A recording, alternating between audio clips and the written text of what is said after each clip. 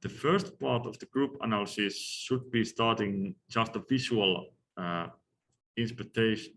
inspection of how the seismic events has been occurred in the study region. And for that, let's go to the Bobrek mine. It's an underground coal mine at Poland, near city of Katowice. And here, if we look first the network is quite large. There's this very tight cluster over here, and then they have some macroseismic regional seismic stations in the quite large area, because this is 5 kilometers, is quite short over here. Long distance between these macro stations. But the catalog itself is actually, and the industrial operation, the coal mine is quite smaller. It was on that dense station area. And this particular episode does have this kind of a 3D visualization built on it. And if we look at the coal mine from the above here down, we can see that these are the seismic stations, these black ones over here. And north is there, and 1 kilometer is more or less that length. So this has actually this kind of a time-lapse motion. So let's put, and I will stop here. If we zoom in, these greenish or different kind of colored circles over here, or the spheres over here, they are the seismic events that have been observed during this episode. And that black line over there, that is the coal seam. The coal mines are usually derived that you have this kind of seam and you are just advancing in time to get the coal. And we can see that in the beginning, we just entered something like 1 month, that there are seismic events and they are originating behind this front of the mining operation. So if we continue with this, we can see that there's more of the events happening. And this is actually this size. So we can see that the mining operation is now advancing towards south.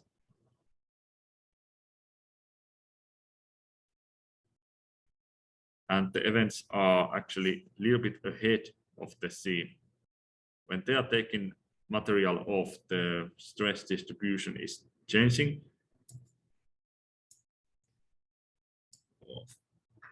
Let's root it from the side.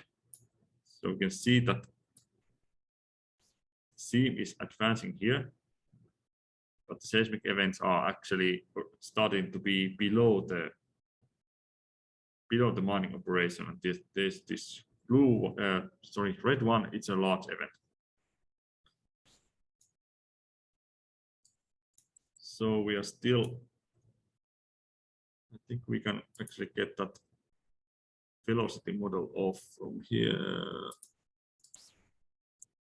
No, I can't take it anymore. Yeah, before you could actually take this velocity model off from this view, but not anymore. So let's just so the mining operation is continuing and there's a lot of seismic activity happening below, but now it's actually happening more near of the mining operation itself. They were still advancing at this time, but seismic events, they actually got, I think we just reached the end. No, we didn't. We can see that it started from below the mining operation, the seismicity, and as they advanced, it actually started to be on the top of the mining operation as well at the scene itself. Now it's a little bit difficult to see the front, but it's still going forward. So if we just look at seismicity in this manner, that we are looking and making this kind of animation from it, we can see that there is a certain pattern in this particular episode and area. And this means that something happened here, that some stress field has been released, and the seismicity, it didn't anymore happen below. It started to go nearer of the operation. So this is this kind of macro and group analysis already a visual one, but it already tells us that there is differences happening. If they would have been starting to advance the industrial activity, the coal mining in this case, and the seismicity would stay down here, it would be more or less homogeneous. But when they were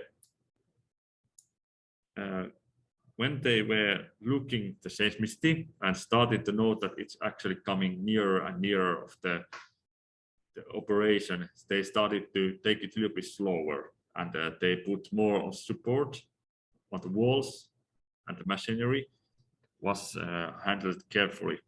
So they already have to make some changes in this operation, because they saw the seismicity was more active.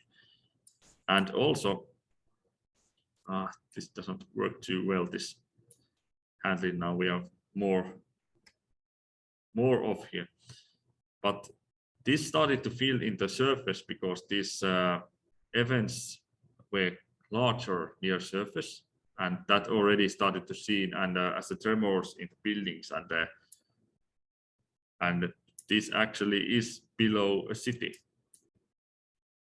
This Katowice is quite old mining city at Poland, and there's a lot of residents on the top of these mines. So they started to see nothing so major than in Kiruna in Sweden, where they have to move the whole city, but still they had some tremors and breaking glasses and these kind of things. So this can be the group analysis of seismicity at its simpler form, just to look the time series and to see if there any difference in the seismicity or the location of the seismicity. And of course, each of these events have to be analyzed. For that, for instance, the localization that have to be assessment using this kind of localization tools that we are using on the platform or similar. Usually in these kind of places, they are automatic, so they give some sort of initial location for the event, for the first-hand information for the miners, so they can react fast if something large is happening nearby. But in the later on, they will have a more like spectral analysis to see that how big was the event in the first place and how it did occur. The focal mechanism, for instance, is always done beforehand. Of course, in microseismics, they can do the focal mechanisms as well automatically, but it's usually not that accurate that you can have it like the final information. Yeah, so that is the one example from the Bobrek mine, how to see the seismicity. And let's look another one. We have this Zisos Serville, an underground solution mining. This is actually a salt mine where they used a water solution to extract some salt from soil for the usage. And the thing is with this that when you take in using solutions to take off the salt, there is happening some voiding in the subsurface. I will open that image over here. When you are using the channel and drilling exploration method to take out the salt there, putting some water there and driving the salty liquid away, then this kind of voiding might be happening. So here part of this marl is just collapsing at the bottom of that void, And at the surface, this means that the surface can be actually starting to decline or depress. And in this particular episode, this was monitoring at near Nancy, and they used the GPS and tachyometers as well microseismic probes inside or nearby this one area. And the thing is that when this depression happening and this soil over here is starting to getting weaker, it can collapse, which can be this kind of large holes in the ground. And this episode is about that. We can actually look something from the area. So I'm taking this seismic network, and it shows the location of the network. So this is quite small array, only it actually has 9 seismic sensors. You can see 7 on the map, but these ones I think are on the top of them, so they are just 3 different layers in vertically. So there's some sensors deeper. And if we look at the satellite image, so there is one of these kind of collapsed ponds, what has coming from the extraction of the salty material. And they were looking, because this operation was still going on, so they looked at what is happening in the terms of seismicity. So let's get back in the episode surreal. So how to start looking the group analysis. So first of all, we will need to have the catalog, which has all the information derived from the individual seismic events. So I will just, these are 2 seismic events here.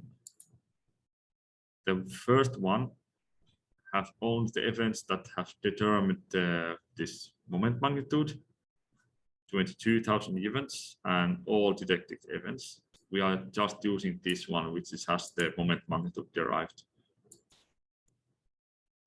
Oops, wrong direction.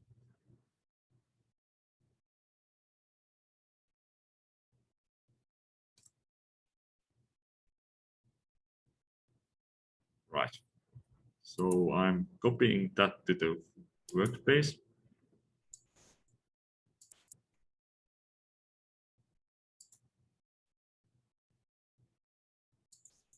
And here we have the catalog. And if we look at the catalog itself,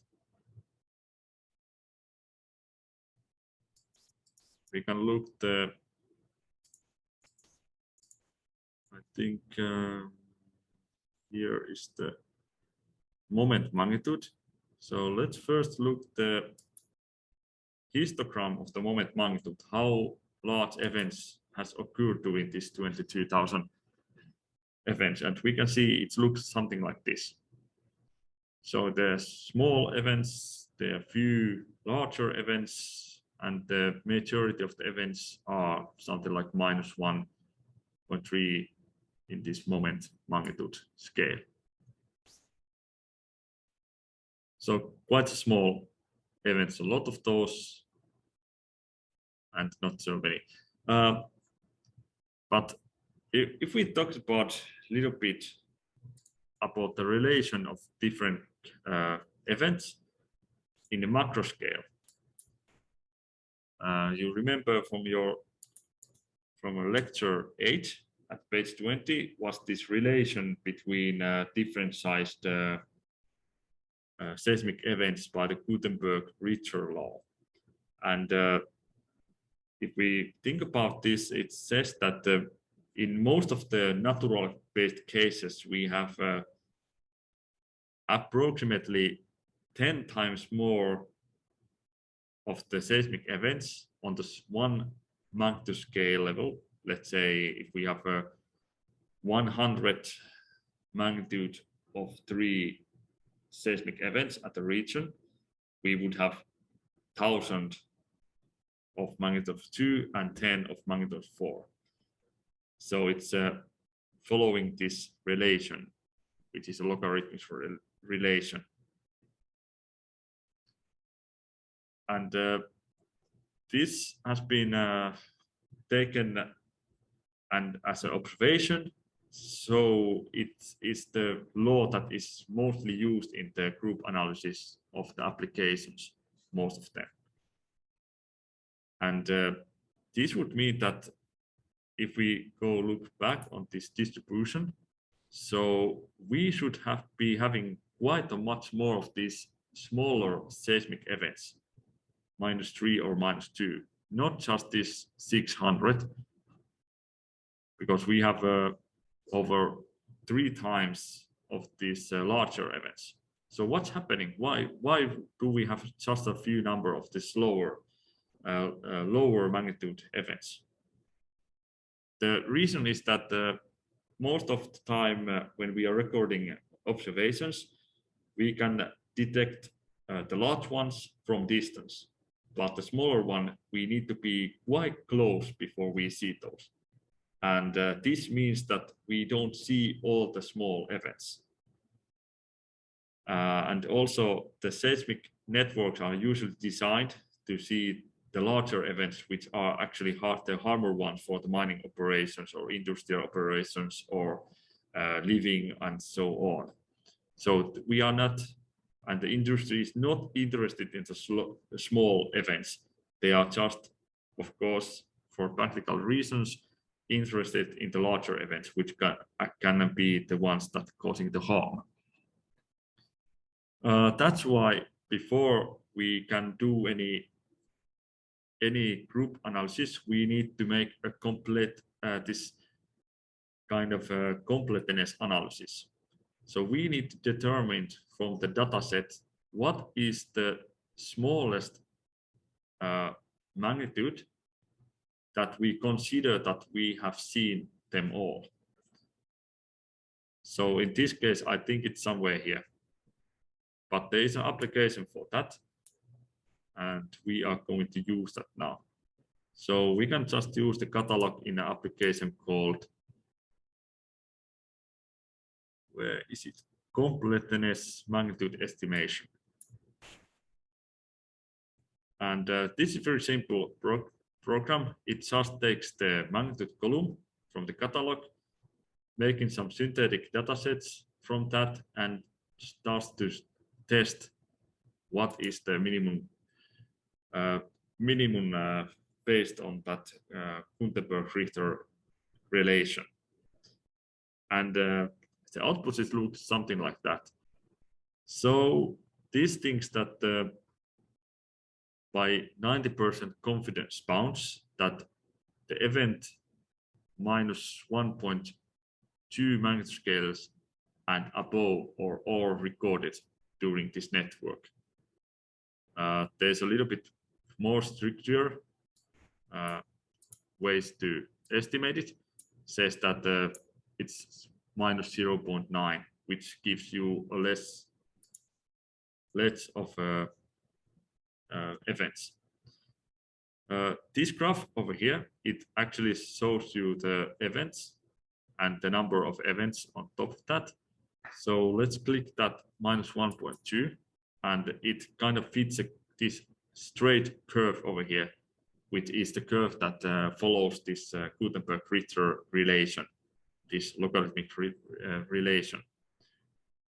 And you can see that some of those are fitting quite well here, but the smaller ones, they doesn't fit at all because we haven't seen those. And also the largest one, we can see that it actually doesn't quite follow this one, but the thing is that in the macroseismic and microseismic there's a difference, and local differences to the geology and the mining operation and the stresses in the subsurface. So this is just an approximation of what we have seen. But I think that we can have taken it for granted that we actually, the larger events, they all have been seen because they are quite hard to miss. But yeah, this I would take this -1.2 as a lowest magnitude after all the events has been seen. So if we go back to the catalog and look this moment magnitude histogram, the 1.2 is somewhere here. So this is the value that we are going to use in this following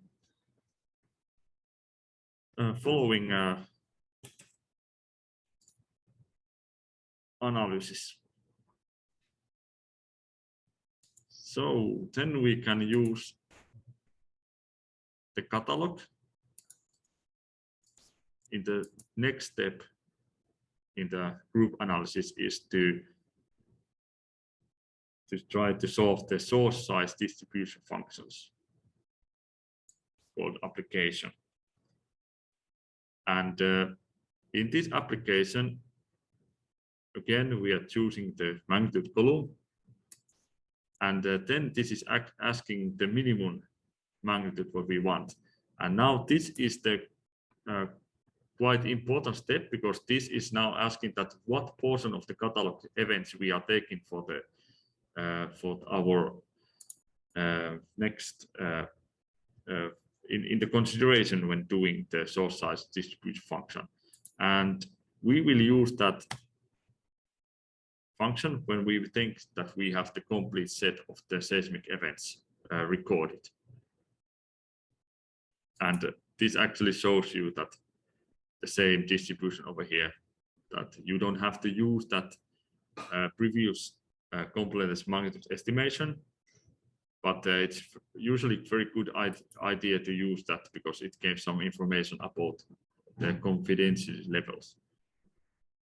Then this is using unbounded Gutenberg-Ritter model, upper bounded, and 4 different kind of methods to estimate the magnitude distribution parameters.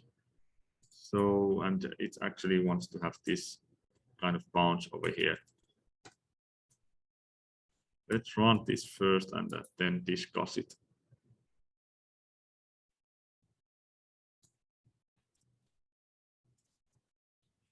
So this last one, which I just inputted here, they're just showing the, it's going to be in this graphical view over here. So from this catalog, all events that are -1.2 magnitudes are taken into consideration. And then this is doing the fitting of the unbounded Gutenberg-Ritter model, which means that it's fitting all the events according to this equation over here. And from that, it can derive the p-value and the mean activity rate above the completeness level, and the mean activity rate from the all events on that catalog. It can use this as well, but this is what we are interested in now in the complete set of the events. So the p-value is actually quite close to 1, which is usually the case when we have a nice relationship in the Gutenberg-Ritter model. So that when we have the p-value of 1, it means that the next magnitude level has that 1/10 of the seismic events compared to the previous one, as shown in this one. And as a rule of thumb, you could say that in the complete seismic operations at a particular area, the p-value would be close to 1. But however it changes, can imply either incomplete dataset which we now at this time we actually had the complete because we make the analysis of the completeness analysis before that, or the special conditions within the rock mass. This means that sometimes the rock mass can break when certain stress conditions are getting over, which means that sometimes the larger scale or larger magnitudes of events can occur more than they supposed to be, just because the rock mass is breaking down. Then there's some statistical analysis, and especially this cumulative density function tells that when most of the events are recorded. So it means that 1 is the 100%. So most of the events are below the actually 93% or almost 94% of the events are below of magnitude 1 as 0, and the remaining percentage is a little bit over 6 is above that. And this is just the probability density function over here, which looks like a mirror one. But these ones are the most important in the next steps. And I will go next time through one. I will ask Elena to have a 1 hour session. We will go through one more application then. But now using this completeness magnitude estimation software and this source size distribution function application, there's this subtask 3. I'm putting this to Moodle soon. So I'm asking you to look the Pyhäsalmi mine catalog, and you can look also the episode information. Then I have one very simple filtering statistical or this kind of group analytical task for you. So first of all, try to find the dimension of the deep ore body approximately. Yeah, you can look the 3D distribution of the events by using the catalog tools. For that, especially the one that you have the elevation on that one. Then you should use the Pyhäsalmi mine catalogs the mine coordinate system. Those are X, Y, and Z. And then try to filter that you would have the top part of the deep ore body, the middle part, and the bottom part, and use just the Z coordinates as the filter dimension. And after that, you should have 3 catalogs. Then look at which section has most occurred events. And after that, I want you to further filter these 3 catalogs by splitting them in half in time. First, the first part or the first half of the episode, and then the latter part. That is from October to December and from January to end of March. And look, is there any difference between the 2 time periods? And then you can think about it. What does it mean? If there is something, what can you deduce on that? Then you should make the completeness magnitude estimation analysis for the Pyhäsalmi mine catalog and use that obtained value to determine the source size distribution functions. Oops. And after that, you should use 3 different programs called stationary hazard exceedance probability, maximum critical magnitude, and mean return period. These are quite simple statistical group analytical tools, which tells you a little bit different things. For example, this exceedance probability gives you the how long time you have to go or actually this mean return period, is that if you take a particular sized event, how much time does it take that one is occurring based on this based on the source size distribution functions. This quite nice of user guide on these three ones, but they all are using these source size distribution functions as input file. And if we look still that, so this SSH parameters, that is the name of that application. So it produces this SSH params.mat, and it is just containing the p-value and the activity rates and so on. So you can use this one from the Pyhäsalmi mine as an input file, and this is actually that you can use this in the application, these three applications only. So you just put the magnitude inputs here, because you remember that you have already used that.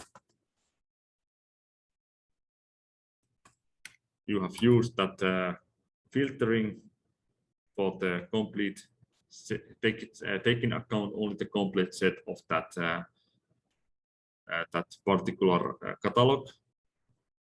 And step is how many steps you want to have between the lowest and highest point of the seismic events. So as you can see that this actually is giving you how many days the return period is.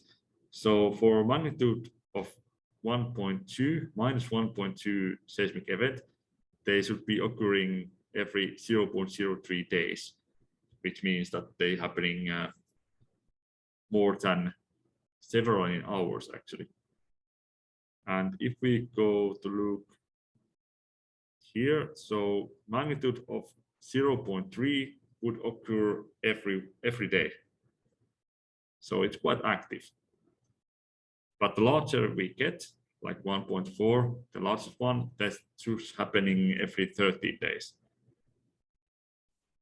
And because these are always statistical ones, that you can look the actual catalog to see that is this valid, is this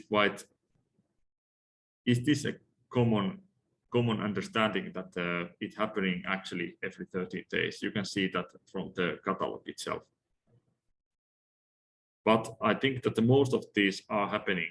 And what is problem with this higher magnitude events, that there's usually only one or two them happening, and it means that it doesn't have too much of statistical information to back up this fitting. But I would say that this is quite well showing that most of the times there's happening a lot of small scale seismic events. But yeah, you can look all three stationary hazard applications, this one and the two others, and to think about that, what they are telling you, what is the difference between them